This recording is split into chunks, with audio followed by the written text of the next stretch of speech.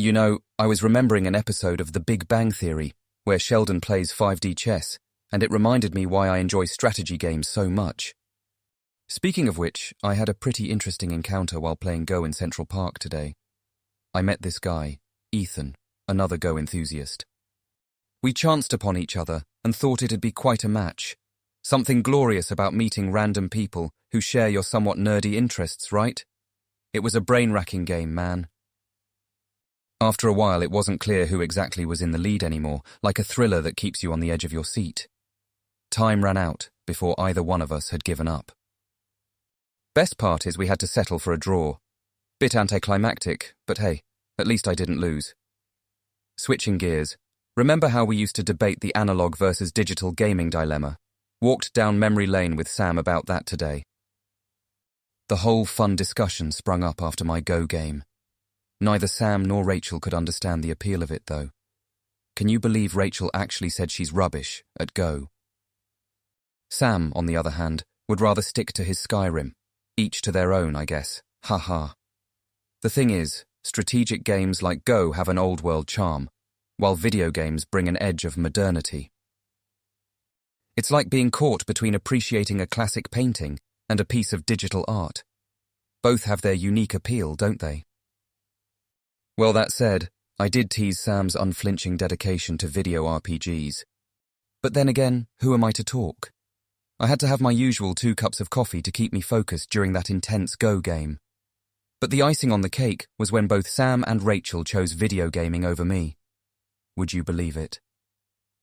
There I was, thinking I held a special place in their hearts, only to be dethroned by a PS5. Rachel tried to soften the blow by saying we all need our solo time. I'm sure that was just an attempt to make me feel better. You know me. Solo time does indeed revolve around more rounds of Go. This whole experience just made me realize something. As we grow older, our definition of fun seems to evolve, right? From our childhood backyard games to chance meetings in parks over board games, each phase has its own charm. Speaking of which, I keep forgetting to ask, how are your little ones doing? Have they started schooling yet?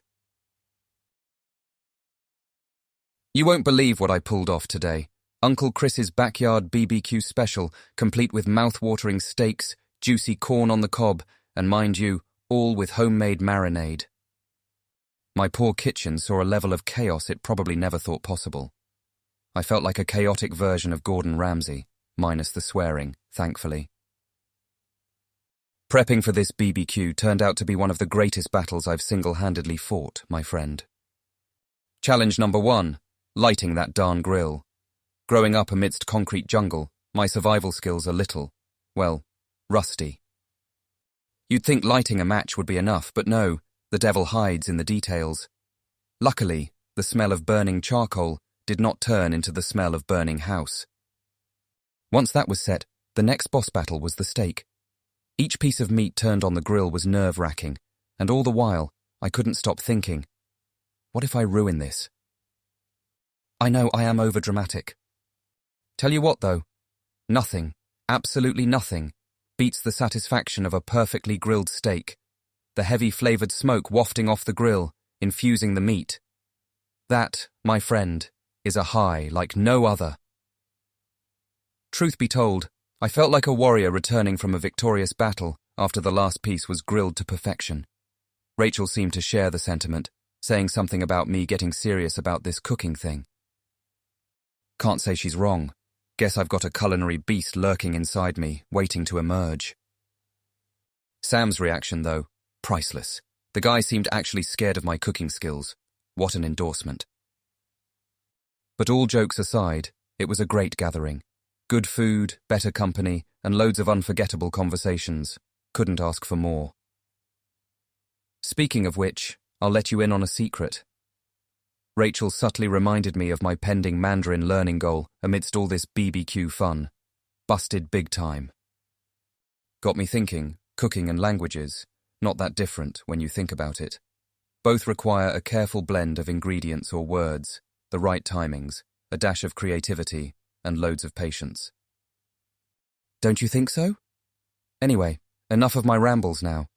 I've got to return to my duties as an AI startup founder, to make AI accessible to everyone and save the world and all that jazz.